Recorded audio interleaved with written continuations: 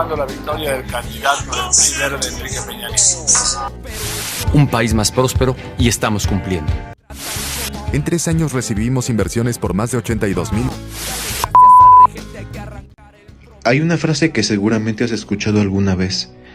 En México nunca pasa nada, hasta que pasa todo de golpe.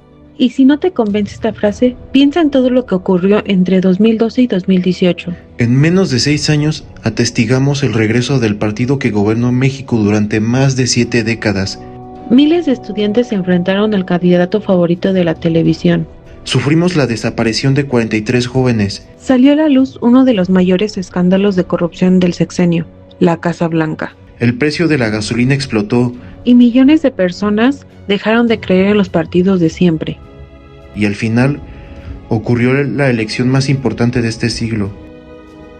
Todo esto pasó entre 2012 y 2018. 6 años. El tiempo que tarda un niño en pasar de primero a sexto de primaria. Pero también el tiempo suficiente para cambiar el rumbo político del país entero. Presentación. Bienvenidos a México sin filtro. Aquí no venimos a repetir discursos políticos. Tampoco vamos a decirte por quién votar. Venimos a hacer algo mucho más peligroso. Entender. Porque cuando entiendes la historia, Ya nadie puede venderte cualquier cuento. El libro.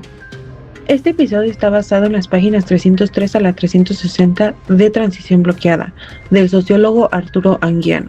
Y antes de empezar, quiero aclarar algo importante. Anguiano no escribió este libro para decir que un presidente fue bueno y otro malo. Su pregunta es mucho más incómoda. ¿Por qué, aunque cambian los gobiernos, los problemas más profundos del país parecen seguir ahí? Esa es la idea que recorrerá todo este episodio. Capítulo 1. El país que recibió a Peña Nieto. Pero antes de hablar de Enrique Peña Nieto, tenemos que regresar un poco, porque ningún presidente llega a un país completamente nuevo. Todos reciben una herencia, algunos reciben una casa. Otros reciben una bomba de tiempo. Cuando terminó el gobierno de Felipe Calderón en 2012, México ya venía profundamente lastimado. Después de la polémica elección de 2006, Calderón inició la llamada guerra contra el narcotráfico. La estrategia parecía sencilla: sacar al ejército de las calles, combatir a los cárteles y recuperar la paz. En el papel sonaba bien. Pero en la realidad, México comenzó a acostumbrarse a escuchar palabras que antes parecían lejanas: balaceras, desapariciones, fosas clandestinas, militarización y violencia. Arturo Anguiano explica que el país llegó a 2012 con una enorme crisis de legitimidad. La gente desconfiaba de los partidos, desconfiaba de las instituciones y sobre todo estaba cansada. Era como al paciente que le prometieron una cirugía para curarlo, pero despertó con más cicatrices que antes. Transición. Y justo cuando México parecía tocar fondo, apareció un viejo conocido. El PRI, el partido que había gobernado durante más de 70 años, el partido que muchos pensaban que nunca volvería. Pero había encontrado un nuevo rostro: Enrique Peña Nieto. No era presentado como un político cualquiera, era prácticamente un producto de marketing. Siempre impecable, siempre sonriente, siempre acompañado de cámaras. Parecía que México no estaba eligiendo a un presidente, sino al protagonista de una campaña publicitaria. La promesa era clara: dejar atrás la violencia, modernizar el país, hacer crecer la economía y recuperar la confianza. Y durante un momento, muchísima gente quiso creerlo. Capítulo 3. El error que nadie esperaba. Pero entonces ocurrió algo que ninguna estrategia política había calculado. Mayo de 2012, Universidad Iberoamericana. Peña Nieto llegó pensando que sería otro evento controlado: un discurso, algunas fotografías, unos cuantos aplausos y fin de la historia. No ocurrió nada de eso. Los estudiantes comenzaron a cuestionarlo por la represión que ocurría años antes en San Salvador, Atenco, cuando era gobernador del Estado de México. Las preguntas eran directas, incómodas e imposibles de esquivar. La visita terminó convirtiéndose en un desastre mediático. Y cuando algunos políticos intentaron desacreditar a los jóvenes diciendo que ni siquiera eran estudiantes, cometieron un error histórico. 131 estudiantes grabaron un video mostrando su credencial universitaria frente a la cámara. Era su forma de responder, Aquí estamos, existimos y nadie nos pagó para pensar. Entonces el Internet hizo lo suyo. Miles de jóvenes comenzaron a escribir una frase que terminaría convirtiéndose en un movimiento nacional. Yo soy el 132. Lo que empezó como una respuesta a una mentira terminó convirtiéndose en una protesta contra la manipulación de los medios de comunicación, la falta de transparencia y el regreso del PRI. Pero aunque miles de jóvenes salieron a las calles, las urnas contaron otra historia. Enrique Peña Nieto ganó la elección. Y lo que hizo después cambiaría el rumbo del país. Capítulo 4. El pacto que prometía salvar a México o salvarlos de siempre. Imagina esta escena. Es diciembre de 2012, Enrique Peña Nieto acaba de tomar la protesta como presidente. Los mercados sonríen, los empresarios celebran y la prensa internacional habla del regreso de un nuevo PRI. Parecía que México por fin iba a encontrar una estabilidad. Y entonces ocurrió algo que parecía imposible. Durante años el PRI, el PAN y el PRD habían pasado las campañas acusándose de todo. Corruptos, traidores, vendidos, enemigos del país.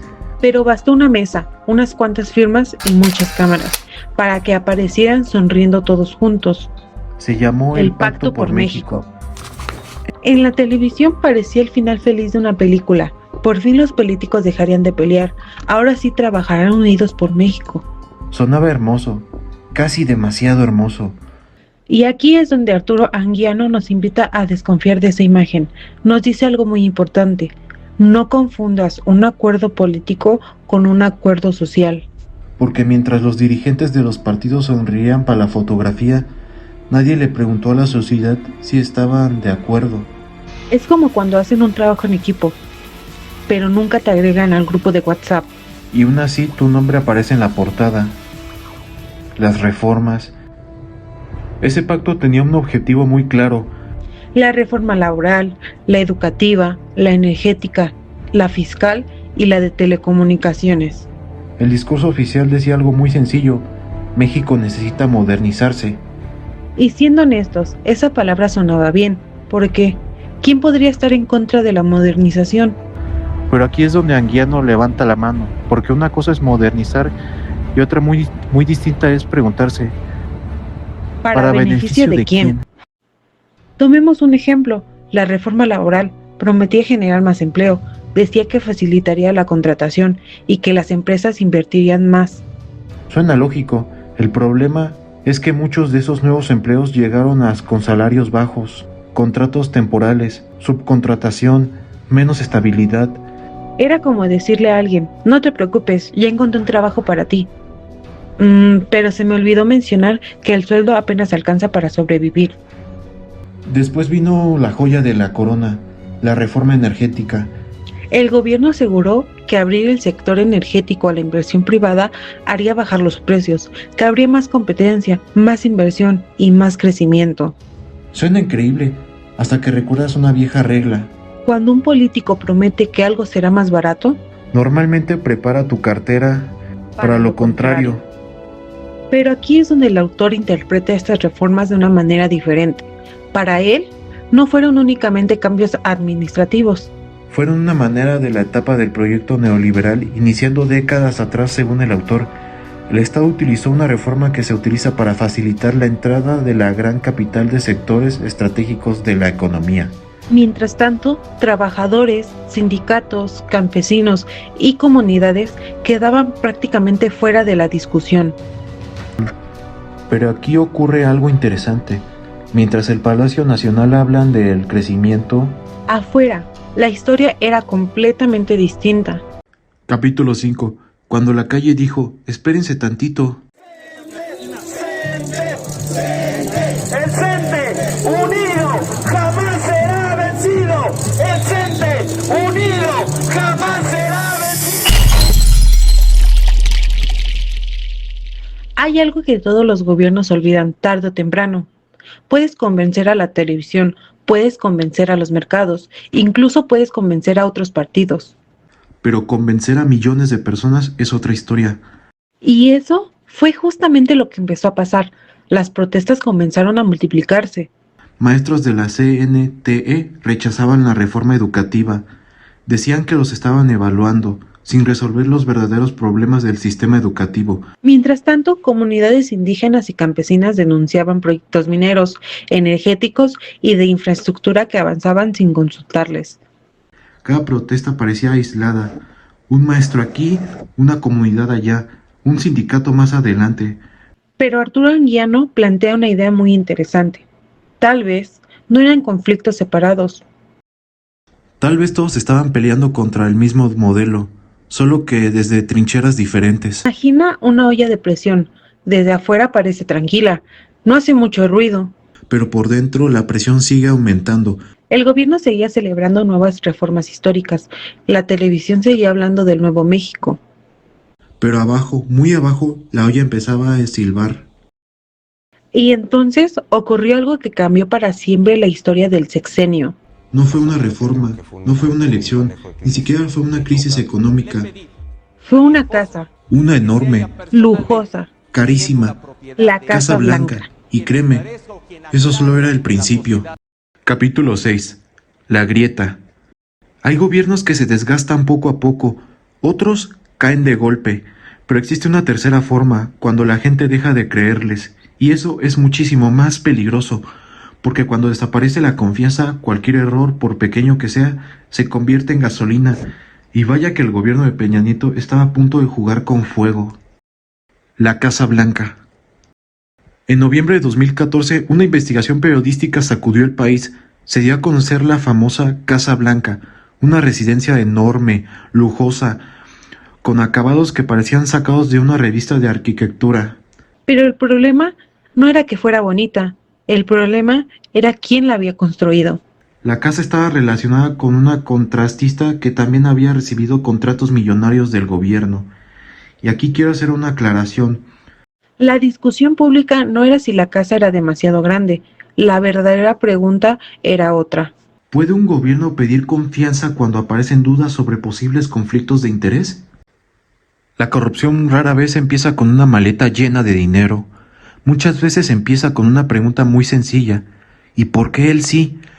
El gobierno intentó explicar la situación, dio entrevistas, presentó versiones, trató de cerrar el tema. Pero hay algo que ningún comunicado puede comprar, la confianza. Y cuando esa confianza se rompe, ya no basta con decir, créanme. Transición. Mientras que el gobierno trataba de apagar ese incendio, ocurrió algo que nadie esperaba. Y no, ya no se trataba del dinero. Ahora se trataba de vidas. Capítulo 7. La noche que cambió a México. Hay noticias que duran un día, otras duran una semana. Pero existen noticias que dividen la historia de un país en dos. Ayotzinapa fue una de ellas. La noche del 26 de septiembre de 2014, estudiantes de la Escuela Normal Rural de Ayotzinapa viajaron a Iguala, Guerrero. Como en otras ocasiones, buscaban tomar autobuses para asistir a la marcha conmemoratoria del 2 de octubre en la Ciudad de México. Lo que comenzó como una actividad estudiantil terminó convirtiéndose en uno de los episodios más dolorosos de la historia reciente del país. 43 estudiantes desaparecieron. Y 43 familias comenzaron una búsqueda que continúa hasta hoy. El caso dio la vuelta al mundo y una frase que comenzó a escucharse en universidades, calles y plazas. ¡Porque vivos se los llevaron! A este nuevo gobierno, que ya no se burlen de nosotras como madre, que ya no se burlen del dolor, del sufrimiento que tenemos por no saber qué pasó con nuestros hijos. Queremos saber la verdad. Antes de que nos olviden,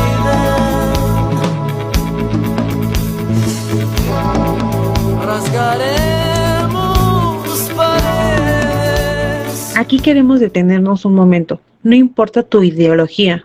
No importa por quién votes, no importa si apoyas o criticas al gobierno. Hay hechos que superan cualquier discusión política. La desaparición de personas nunca debería convertirse en un tema de partidos. Para Arturo, Ayotzinapa no fue un hecho aislado. Fue un momento en que la crisis del Estado mexicano quedó expuesta ante todo el mundo. Ya no bastaba en hablar del crecimiento económico, ni de reformas, ni de modernización. Porque una pregunta empezó a perseguir al país entero. ¿Cómo pudo pasar esto? México sin filtro. Hay heridas que no se miden por el número de víctimas. Se miden por la cantidad de confianza que llevan con ellas. Después de Ayotzinapa, millones de personas dejaron de creer en la versión oficial. Las marchas crecieron, las universidades se movilizaron, organismos internacionales comenzaron a observar el caso. Y el prestigio del gobierno prácticamente desapareció. Y cuando parecía que el sexenio ya iba recibido todos los golpes posibles, llegó uno que cualquier mexicano iba a sentir. No en las noticias, no en la televisión, ni siquiera en las marchas. Lo sentiría cada vez que sacara la cartera. Capítulo 8. El día en que el bolsillo explotó. Son retos para los que estamos preparados si nos enfrentamos unidos.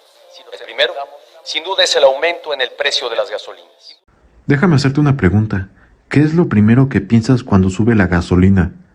Exacto, que todo lo demás también va a subir. Porque la gasolina no solo mueve carros. Mueve camiones, mueve comida, mueve mercancías, mueve prácticamente todo un país. El reloj. Falta 1 año y medio para las elecciones, en enero de 2017.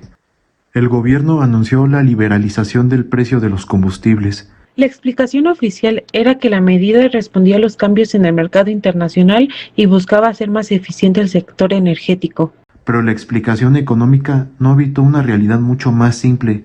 La gente llegó a cargar gasolina y descubrió que al llenar el tanque costaba mucho más. México sin filtro. Hay decisiones políticas que la gente discute, hay otras que la gente siente. El gasolinazo no necesitó un discurso para entenderse, bastó con mirar el ticket de la gasolina. Las protestas comenzaron casi de inmediato. Hubo bloqueos, manifestaciones, cierres de carretera. Incluso saqueos en algunas ciudades. El país estaba cansado y el gasolinazo fue la gota que terminó derramando un vaso que llevaba años llenándose. Piensa en todo lo que había pasado hasta ese momento. Arturo Anguiano sostiene que el problema ya no era solamente económico, era una crisis de confianza. El gobierno podía explicar sus decisiones, pero ya casi nadie ya quería escucharlas. Porque cuando un gobierno pierde la confianza, hasta sus buenas decisiones parecen malas. Capítulo 9. Cuando los partidos empezaron a quedarse solos. Hay algo curioso, los partidos políticos no desaparecen cuando pierden una elección. Empieza a desaparecer cuando la gente deja de sentirse representada por ellos. Y eso fue exactamente lo que comenzó a pasar. Después de Ayotzinapa, el PRD quedó profundamente cuestionado por su papel en Guerrero. El PRI cargaba con los escándalos del gobierno federal. El PAN tampoco logró convencer a una buena parte del electorado de que representaba una alternativa distinta. En el libro se describe en este momento como una profunda crisis del sistema de partidos. No era solamente un problema de popularidad, era un problema de legitimidad. Y aquí quiero preguntarte algo. ¿Qué haces cuando ya no confías en ninguna opción? Exacto, empiezas a buscar una nueva. Quedan pocos meses para la elección presidencial y aquí aparece un personaje del que todo el mundo hablaba, Andrés Manuel López Obrador. Pero cuidado, Arturo no dice que AMLO ganó únicamente por hacer una buena campaña. Dice algo mucho más interesante. Ganó porque el sistema político tradicional llevaba años perdiendo la confianza de millones de personas. Es decir, más que un fenómeno aislado, fue la consecuencia de una larga cadena de acontecimientos. A veces las elecciones no cambian la historia, simplemente revelan que la historia ya había cambiado desde antes. México estaba a punto de votar, pero esta vez no aparecía una elección más, parecía un ajuste de cuentas. Capítulo 10. El tsunami. Hay terremotos que duran segundos, huracanes que duran días, pero existe otro tipo de desastre, uno que tarda años en formarse, y cuando finalmente llega, ya nadie puede detenerlo. 1 de julio de 2018, llegó el día. Millones de personas salieron a votar. Algunos lo hicieron con esperanza, otros con enojo, y muchos simplemente querían que algo cambiara. Y cambió. Andrés Manuel López Obrador obtuvo un día de victoria contundente. Morena pasó a ser un partido joven a convertirse en la primera fuerza política del país. El PRI sufrió una derrota histórica. El PAN quedó lejos del primer lugar. Y el PRD prácticamente desapareció como protagonista nacional. México sin filtro. Hay quienes dicen que las elecciones cambian países, a veces no. A veces las elecciones solamente hacen visible un cambio que lleva años ocurriendo. Pero aquí viene la pregunta más importante de todo el libro. ¿Ganó únicamente un candidato o ganó el cansancio de millones de personas? Porque después de escuchar toda esta historia, yo creo que la elección de 2018 no empezó en 2018. Empezó con la violencia que dejó el sexenio anterior, con las promesas del regreso del PRI, con el movimiento Yo Soy 132, con el Pacto por México, con las reformas, con la Casa Blanca, con Ayotzinapa, con el gasolinazo y con millones de mexicanos preguntándose si realmente alguien estaba escuchándolos. Y aquí es donde Arturo Anguiano deja de hablar de presidentes, porque el verdadero protagonista del libro nunca fue Peña Nieto, nunca fue Calderón, y ni siquiera López Obrador. El verdadero protagonista es el sistema político mexicano. El autor nos deja una pregunta incómoda. ¿Qué pasa cuando cambias al gobernante, pero muchas de las estructuras económicas, políticas y sociales siguen siendo las mismas? Y aquí es donde queremos salir un momento del libro, no para contradecirlo, sino para traerlo a nuestra realidad, porque si quieres entender qué significa una transición bloqueada, ni siquiera necesitas prender las noticias, solo asómate a la calle. Piensa cuántas personas se levantan todos los días antes de que salga el sol, se suben a un transporte público lleno, pasan horas para llegar al trabajo o a la escuela, trabajan jornadas larguísimas y cuando por fin reciben su sueldo, descubren que cada vez alcanza para menos. La comida sube, la renta sube, el transporte sube, pero el salario muchas veces no crece al mismo tiempo. Los presidentes cambian, los partidos cambian, las campañas prometen un futuro diferente. Pero millones de personas siguen esforzándose para llegar a fin de mes. Y ahí es donde la pregunta de Arturo cobra todo su sentido.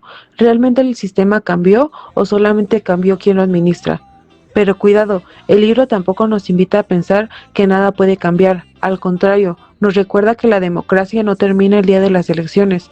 Votar es importante, pero una democracia también necesita ciudadanos informados, estudiantes críticos, trabajadores organizados, personas que se cuestionen, que lean, que participen, como lo dijo María Félix. Protesten, quéjense, no se dejen, prepárense, hagan de su vida lo que ustedes desean.